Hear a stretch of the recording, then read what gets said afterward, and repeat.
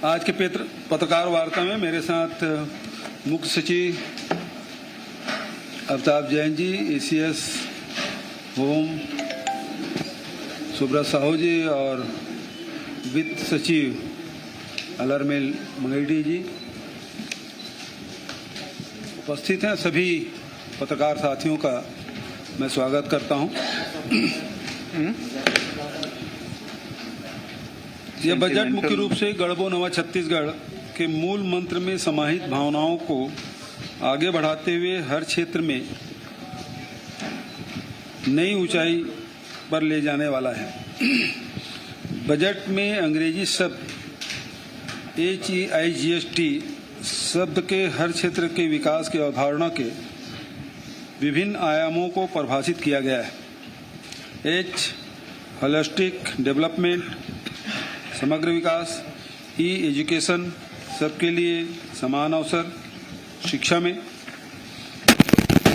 I infrastructure, अधोसंरचना विकास के पोषक, G गवर्नेंस, प्रशासन संवेदनशील एवं प्रभावी, H हेल्थ स्वास्थ्य, स्वस्थ तंत्र सबसे बड़ा धन, ट्रांसफॉर्मेशन बदलाव, शासन जनता के लिए आधार पर बजट को तैयार किया गया।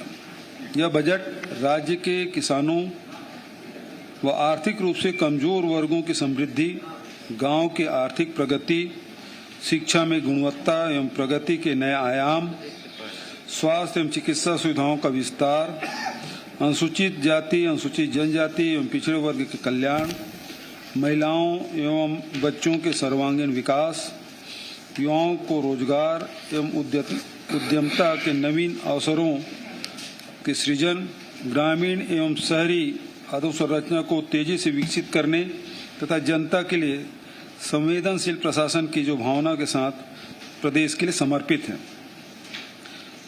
दो आंकड़े मैं आप सबके सामने रखना चाहूँगा।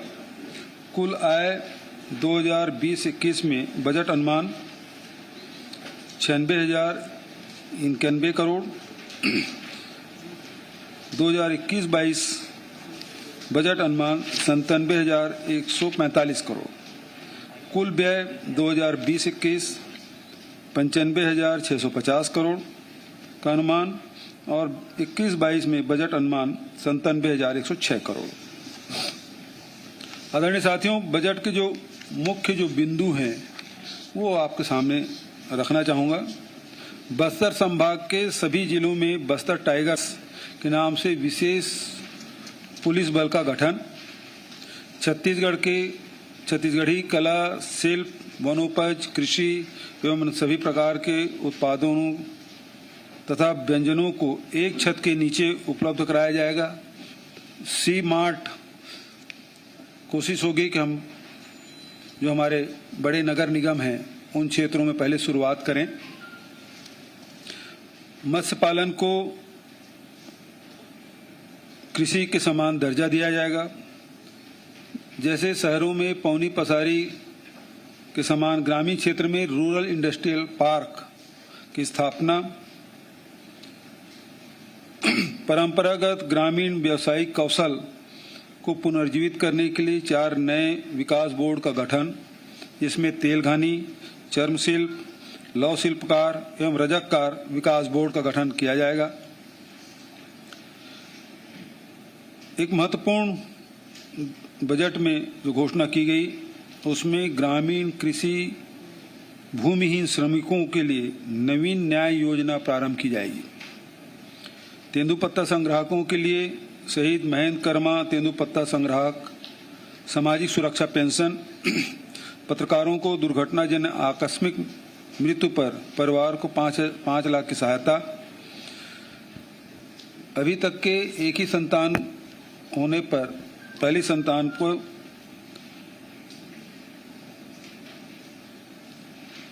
सहायता दी जाती थी। अब द्वितीय संतान यदि बालिका हुई तो उसे कौशल्या मातृत्व योजना अंतर्गत महिलाओं को 5,000 रुपया एकमुश्त दिया जाएगा। किसानों के खेत में आवागमन सुविधा हेतु मुख्यमंत्री धरसा विकास योजना और भारत भवन जो मध्य प्रदेश में है उसी के तर्ज पे नवा रायपुर में भी भारत भवन का निर्माण किया जाएगा। राम वनगमन पर्यटन परिपथ के लिए 30 करोड़ का प्रावधान किया गया है। 52 स्वामी आत्मानंद अंग्रेजी स्कूल अभी तक के खुल चुके हैं, उसे बढ़ाकर 119 और हमारे अंग्रेजी माध्यम के स्कूल खोले जाएंगे। नवा रायपुर में राष्ट्रीय स्तर के बोर्डिंग स्कूल की स्थापना की जाएगी। 7 नवीन महाविद्यालय तथा 3 कन्या महाविद्यालय की स्थापना, 14 महाविद्यालय में स्नातक तथा 15 महाविद्यालयों में पीजी पाठ्यक्रम प्रारंभ करना, 9 बालक एवं 9 नवीन कन्या छात्रावास की स्थापना, 6 नवीन महाविद्यालय भवन के निर्माण, 2 नए ITI की स्थापना, 12 नए रेलवे ओवरब्रिज, 151 नवीन पुल, 585 सड़कों के निर्माण के लिए 504 करोड़ के नवीन मद के प्रावधान, नक्सल प्रभावित क्षेत्र में 104 सड़क एवं 116 पुल निर्माण के लिए 12 करोड़ के प्रावधान, नवीन सिंचाई योजना हेतु 300 करोड़ का प्रावधान, नगरीय क्षेत्र के जल प्रदाय योजना हेतु 45 करोड़ का प्रावधान, पंडरी रायपुर में 350 करोड़ के लागत से जेम ज्वेलरी पार्क की स्थापना और एक बहुत ही महत्वपूर्ण योजना नदी के किनारे विद्युत लाइन का विस्तार किया जाएगा, जिससे किसानों को सिंचाई की सुविधा मिलेगी। इसके भी व्यवस्था इस बजट में की है। 11 नए तरीके और 5 नए अनुभाग, छात्रावासों में एवं आश्रमों में महिला होम गार्ड के लिए 2200 नवीन पद सृजित किए जाएंगे। Chandulal Chandrakar memorial medical college का शासकीकरण किया जाएगा। राजीव गांधी किसान न्याय योजना के लिए इस साल बजट में 5,703 करोड़ का प्रावधान किया गया है। कृषक जीवन ज्योति योजना हेतु 2500 करोड़ का प्रावधान, कृषि पंपों के ऊर्जीकरण हेतु 150 करोड़, सौर सूजला अंतर्गत 530 करोड़ का प्रावधान, किसानों को बिना ब्याज के राशि अल्पकालीन ऋण के 5,000 करोड़ अल्पकालीन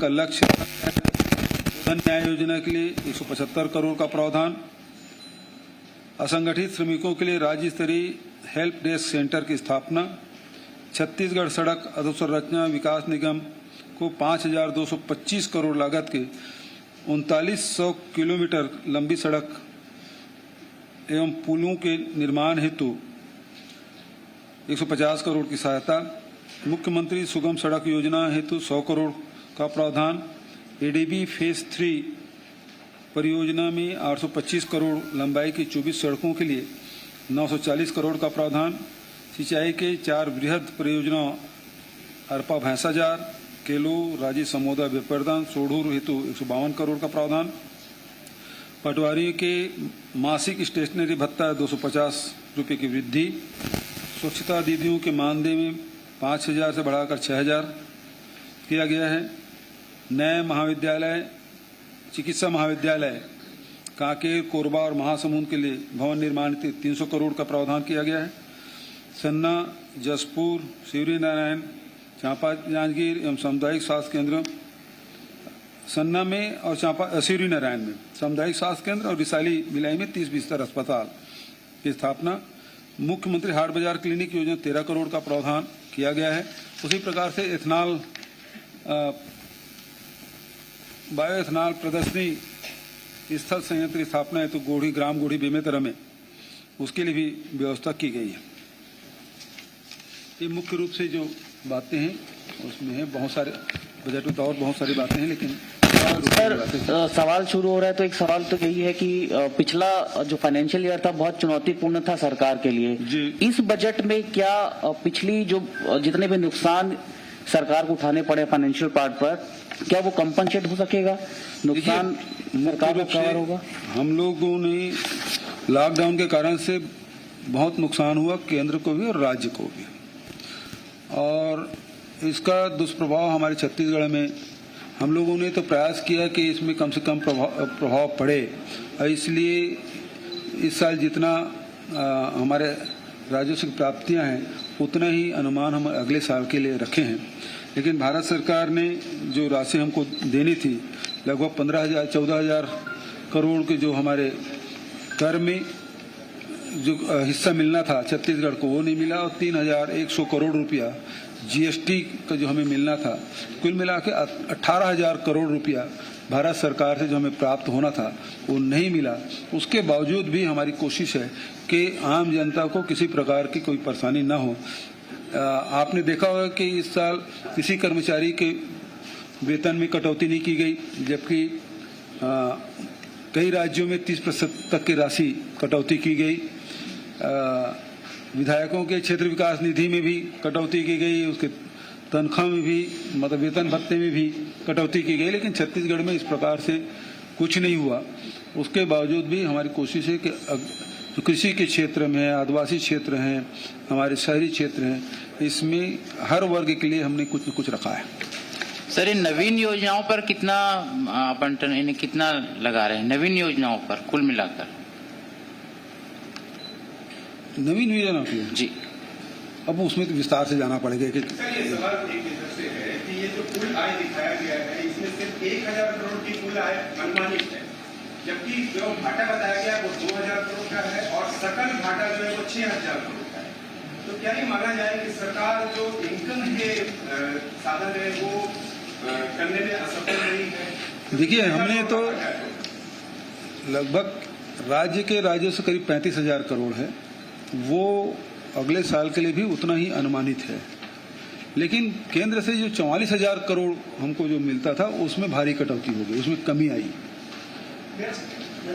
और उस ढेर सारी कठिनाइयां हैं, उसके बावजूद वित्तीय संसाधन जुटाने के लिए क्या प्रबंधन किया जा रहा है, किससे उम्मीद की जा रही है कि इन साधनों से अधिक वित्तीय प्रबंधन जुटाया? पहली बात तो यह है कि मितव्ययता, दूसरी बात यह है कि जल में भी हम लोग टैक्स लगा रहे हैं और आबकारी टैक्स करके, और फॉरेस्ट में भी हम लोग कोशिश करेंगे कि उससे हमको राशि मिल जाए, माइनिंग में भी कुछ मिल जाए। सर, ये आपके बजट भाषण में कई जगह नए रायपुर का जिक्र आया है, और नए रायपुर में जहाँ तक आम आदमी की पहुंच अभी तक आसान नहीं हुई है, तो इस पे आगे कोई सोच विचार है क्या? देखिए, अभी तक के तो कंक्रीट का जंगल है, अब हजारों करोड़ रुपए उसमें लग गए हैं, लेकिन आबाद करने के लिए कुछ राशि की जरूरत पड़ेगी, और इसलिए चाहे वहाँ हॉस्पिटल बनाना, जब लोग रहेंगे तो हॉस्पिटल भी जरूरत पड़ेगी, स्कूल की भी जरूरत पड़ेगी, कॉलेज की भी जरूरत पड़ेगी, तो इसलिए वो प्रावधानित किया गया है। मान लो हम लोग सब जाएंगे, अधिकारी लोग रहेंगे, कर्मचारी लोग रहेंगे, अन्य लोग भी रहेंगे, तो कम से कम जो बुनियादी सुविधा है वो कम से कम मिले। मुख्यमंत्री जी, मेरा सवाल ये है, इसमें पूरे भाषण में टैक्सेशन का कहीं जिक्र नहीं है, तो क्या पूरी तरह से टैक्स फ्री माना जाए बजट को? नहीं, जब से जीएसटी लागू हुआ है तब से राज्यों को टैक्स लगाने का अधिकार तो खत्म हो गया है जी। जो लगता है वो सेंट्रल गवर्नमेंट लगाती, कम ज्यादा जो करना है वो करेंगे, हम लोग तो शेष ही लगा सकते हैं जी। मुख्यमंत्री, किसान न्याय योजना आपने लागू की है उन किसानों के लिए जो समर्थन मूल्य पे अपना फसल बेचते हैं। आज आपने कहा कि भूमिहीन जो कृषि मजदूर हैं उनके लिए भी न्याय योजना लागू की जाएगी।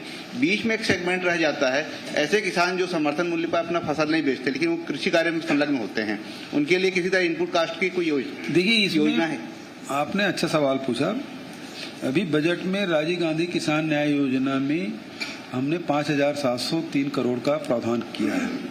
अब ये नियमावली बनाने के समय जो हमारी जो उप समिति है उनसे हम लोग आग्रह करेंगे कि उन सारे किसानों को इसके दायरे में लाया जाए। इस बार वैक्सीन लगने वाली है, उसके लिए भी बजट में कुछ विशेष प्रावधान नजर नहीं आया सर, फ्री वैक्सीन के लिए। हम तो देख रहे हैं कि अभी तक भारत सरकार केवल 3 करोड़ लोगों के लिए ही प्रावधानित किए हैं, आगे कितने करने वाले हैं वो देख लेते हैं, बजट तो हमारे पास है। मेरा एक सवाल है, पैसे की कमी नहीं आएगी जी। आपने जो इस बार बजट पेश किया लगभग पिछले साल से थोड़ा सा ही ज्यादा है, लेकिन आपने एक नई अवधारणा दी है HEI GST हाइट, ये मतलब ये कैसे मतलब अपन सफल कर पाएंगे इस? हमको गढ़बो नवा छत्तीसगढ़ का जो मूल जो मंत्र है उसको समाहित करते हुए हाइट HEI GST, तो हमने उन सभी क्षेत्रों को छुआ है, उसमें आगे बढ़ने की नई ऊंचाई प्राप्त करने के लिए हम लोग काम कर रहे हैं, चाहे शिक्षा हो, चाहे स्वास्थ्य हो, चाहे रोजगार हो, चाहे उद्योग हो, उस सभी क्षेत्रों में हमने ऊंचाई प्राप्त करने की कोशिश की है। ये हमारा गढ़ बनाओ छत्तीसगढ़। मुख्यमंत्री किसानों के लिए सब कुछ आता था, इस बार कल्चर भी है, बदमाशी भी है, इस बार के बजट को आप क्या मानते हैं, किसको ध्यान में रखकर बनाया गया? ये समग्र रूप से हाइट मुख्यमंत्री जी एक सवाल ये था, और इसमें देखिए हमने छत्तीसगढ़ के जो हमारे अभी तक के छत्तीसगढ़ को बाहर के लोग केवल नक्सल प्रभावित राज्य के रूप में जानते थे। मतलब ये है कि रेलवे स्टेशन में उतरेंगे तो नक्सलियों से सामना होगा, एयरपोर्ट से निकलेंगे बाहर तो नक्सली धरना पहुंचेंगे। इस प्रकार की मानसिकता लोगों की बनी हुई थी। अब इन 2 वर्षों में ये अवधारणा बदली है, उसमें बहुत कमी आई है। और छत्तीसगढ़ की जो हमारी जो परंपरा है, हमारी संस्कृति है, हमारी जो कल्चर है, बहुत रिच है, बहुत प्राचीन भी है। उन सब चीज को आगे लाने के नई पहचान हमको दिलाना है, और इसलिए ये सारी में उसमें भी फोकस किया गया है। यदि किसी सभ्य समाज के यदि कल्पना करते हैं तो उसकी संस्कृति कितने प्राचीन है, कितना उच्च है, तो वो हमारे, और इसमें हम कहीं पीछे नहीं। चाहे हम हमारे आदिवासी संस्कृति की बात करें, चाहे मैदानी हिस्से की संस्कृति की बात करें, बस्तर की अलग संस्कृति, सरगुजा की अलग संस्कृति आदिवासियों के बीच में, तो उन सब संस्कृतियों को हम संकलित भी करेंगे, उसे विकास और संवर्धन कैसे किया जा सकता है और दुनिया के सामने कैसे रखा जा सकता है, तो वो हमारी कोशिश होगी। बिल्कुल खुलेगा। हम पहले अपने रायपुर में करेंगे, रायपुर है, दुर्ग भिलाई है, बिलासपुर है, और उसके बाद फिर दिल्ली है, बॉम्बे, वो सब एक छत के नीचे में जितना प्रोडक्ट हम करते हैं छत्तीसगढ़ में, खासकर जो लघु वनोपज है, लघु वनोपज में सब कुछ आता है, इमली, महुआ, शहद, सब चार चिरंजी सब आ जाता है उसमें। और उसके साथ फिर हम लोग जो प्रोडक्ट करते हैं तो वो सब चीजें जिसमें कोसा है, बुनकर के हैं, और ये हमारे जो बेल मेटल में काम कर रहे हैं और लोहा में काम कर रहे हैं, वो सब चीज, बांस में जो कर रहे हैं, वो सब चीज को एक छत के नीचे में आएंगे। मतलब आपको जाना है तो सी मार्ट में जाएंगे तो छत्तीसगढ़ में जितने उत्पाद है उसको आपको एक छत के नीचे मिल जाएगा, आपको अलग अलग जगह जाने की जरूरत नहीं है। सर, विपक्ष का कहना है बजट काफी छोटा है और केंद्र आधारित बजट है, साथ ही साथ उन्होंने कहा हेल्थ में कुछ खास नहीं है, ये उनका कहना है, क्या कहना है? देखिए, हम 670 करोड़ तो कोरोना में तो स्थिति ये थी, उस समय कोई बजट भी नहीं था, उस समय प्रस्तुति कर चुके थे बजट, उसके बाद कोरोना है, उसके बाद 670 करोड़ रुपये दिए। जो आपकी वेंटिलेटर की संख्या कितनी बढ़ी, ऑक्सीजन बेड तो एक भी नहीं था, 1160 हमने बढ़ाया। उसी प्रकार से सब चीजों को हमने बढ़ाया। और ये केंद्र बजट, केंद्र के हिस्सा 44,000 करोड़ था, उसमें भारी कटौती कर दी, और हम 35,000 करोड़ हमारे जो राज्य के कर है उसको हम लोग उस संतुलन में लाने की हमारी कोशिश हो रही है। तो कटौती तो वहां से हुआ। और कौन सा राज्य है जिसमें केंद्र का हिस्सा नहीं मिलता, और ये हिस्सा तो राज्यों से ही जाता है। तो ये दूसरी हिसाब से देखें तो हमारा तो नुकसान ही है, हम तो उत्पादक राज्य हैं, हमको तो ज्यादा मिलना चाहिए, तो कटौती कर दी है। पॉल्यूशन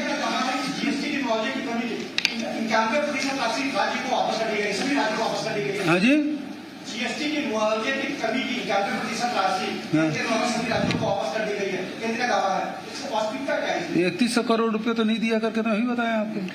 अच्छा मुख्यमंत्री जी, मुख्यमंत्री जी, पॉल्यूशन कंट्रोल मेजर्स को लेकर इसमें बजट में आपका कहीं कोई प्रावधान नहीं दिखता है, तो उस पर क्या कुछ? पर्यावरण के वन विभाग में पूरी बात हमने कहा, वृक्षारोपण के ऊपर हम तो नदियों के किनारे वृक्षारोपण कर रहे हैं। अब ये जो एरिया है राम वनगमन पर्यटन परिपथ, देख लीजिए वो कितने लंबा है, 1200 से 1400 किलोमीटर है। उस सारे जगहों में अलग अलग वहाँ वृक्षारोपण किया जाएगा, सारे नदी तट पे किया जाएगा, और जो बिगड़े वन है वहाँ भी वृक्षारोपण किया जाएगा। हमारे यहाँ वैसे ही 40% जंगल है। सर, एक सवाल मेरा है, लगातार ये आरोप लग रहे हैं कि कम समय में बहुत ज्यादा हमने कर्ज ले लिया है राज्य ने, उसके अलावा बहुत सारी चीजें हैं। आप भी लगातार ये आरोप लगा रहे हैं कि केंद्र से पैसा नहीं मिल पा रहा है, हमें जो हमारा जो हिस्सा है वो भी नहीं मिल पा रहा है। इन सारी चीजों का क्या छत्तीसगढ़ के विकास पे असर पड़ेगा? विकास का मतलब मैं समझ रहा हूँ, मेरा जो है कि सड़कों का निर्माण, पुल पुलिया का निर्माण और जो भी चीजें हैं, क्या उस पर फर्क नहीं पड़ेगा? और अभी भी जैसा हम बजट अभी जो देख रहे हैं, पिछले साल की तुलना में बहुत ज्यादा जो बढ़ता हुआ आया है, उतना बड़ा जो फिगर वो दिखाई नहीं दे रहा है। तो इन सारी चीजों का असर क्या हमारे राज्य के विकास पर नहीं पड़ेगा, आपको ऐसा लगता है? देखिए, यदि आप केंद्र के बजट को देखें और राज्य के बजट में देखें, प्रति व्यक्ति आय में केवल हमारे यहाँ 0.14% की कमी आई है, जबकि भारत सरकार के आप देखेंगे तो -5 है। और उसी प्रकार से आप देखेंगे कि एग्रीकल्चर सेक्टर में भारत सरकार की जितनी उपलब्धि रही है वो उससे अधिक हमारा रहा है। और जो औद्योगिक क्षेत्र में उनका जो ग्रोथ है वो तो डिक्लाइन है, 9% का है, हमारे तो 5% तक के। मतलब हमने रोका, जो औद्योगिक क्षेत्र में जो गिरावट आई है वहाँ 9.99% है, हमारे यहाँ 5% है। हमने 4 मतलब उसको 5% तक रोकने में हम सफलता मिली। सेवा के क्षेत्र में देखें वो 8.8% की गिरावट है पूरे देश में, उसके अपेक्षा हमारा 0.75% ग्रोथ है। 8.8% से नीचे गया है, हमारे प्लस में। तो चाहे कृषि के क्षेत्र में देखें भारत सरकार से 1% से अधिक है, औद्योगिक क्षेत्र में देखें उसे 4.4% के हम उससे अधिक है, और सेवा के क्षेत्र में देखें -8.8 से प्लस 0.75% हम हैं, तो लगभग 9% से अधिक, 9.5% हमारे अधिक है। और महान अर्थशास्त्री रमन सिंह जी जो कहते हैं कि लगातार वो कह रहे हैं कि कुप्रबंधन हो गया है, छत्तीसगढ़ का अर्थव्यवस्था बिगड़ गया है, जिसके बारे में आप नाम तो नहीं लिए, लेकिन विपक्ष आरोप लगा रहा है भारत सरकार। तो भारत सरकार की स्थिति क्या है, ये 3 आंकड़े मैंने बताया, और हमारे छत्तीसगढ़ के 3 आंकड़े मैंने बताया। और फिर ये भी देख लीजिए कि भारत सरकार के जो आर्थिक सर्वेक्षण है उसमें छत्तीसगढ़ कहाँ है और भारत सरकार कहाँ है, उसका मैं केंद्र सरकार के नेतृत्व में देश में जीडीपी वृद्धि माइनस, और वृद्धि नहीं कर सकते, 7%, जबकि छत्तीसगढ़ में जीडीपी में केवल 1.77%। हम नीचे आए, वो 7.7% नीचे है और हम 1.77% नीचे हैं। तो ये कुप्रबंधन दिल्ली में है कि यहाँ है। और तुलनात्मक यदि देखेंगे दूसरे राज्यों की भी दे सकते हैं, यूपी का देख सकते हैं। हमारे तो सकल उत्पाद के जो ऋण है वो हम 20% तक सीमित करने में हम सफल रहे हैं, जबकि हमारे पड़ोसी राज्य है वो 24% है, और उत्तर प्रदेश के बहुत गुणगान करते हैं, वहाँ 29% है। मुख्यमंत्री जी, तो भारतीय जनता पार्टी शासित राज्यों के वित्तीय प्रबंधन से हमारा छत्तीसगढ़ के वित्तीय प्रबंधन ज्यादा बेहतर है। मुख्यमंत्री जी, एक सवाल ये था कि जब पिछला बजट जो आया था पिछले साल, उसके बाद में कोरोना संकट आ गया और जो अलग अलग विभाग है उनके बजट में 25 से 30% की कटौती की गई। अब इस साल जो मैं देख रहा हूं आंकड़े कि जो पिछले साल के आय का अनुमान है और इस साल का जो बजट, उसमें बहुत ज्यादा अंतर नहीं है। तो वो जो विभागवार कटौती है वो इस साल भी जारी रहेगी क्या? उसी अनुपात में बजट प्रस्तुत होगी, उसमें कटौती क्यों करेंगे? और फिर नहीं, मतलब उस बीच में जो उस समय भी आपने देखा होगा कि लॉकडाउन था, उसके बावजूद भी हम मनरेगा काम जारी रखे। लॉकडाउन था फिर भी हम लोगों ने कर्मचारी अधिकारियों के वेतन में कटौती नहीं की। लॉकडाउन होने के बावजूद भी विधायकों के जो क्षेत्र विकास निधि है उसमें कोई कटौती नहीं की। और उस पीरियड में हमने किसानों को 4500 करोड़ रुपया राजीव गांधी किसान न्याय योजना के तहत दिया।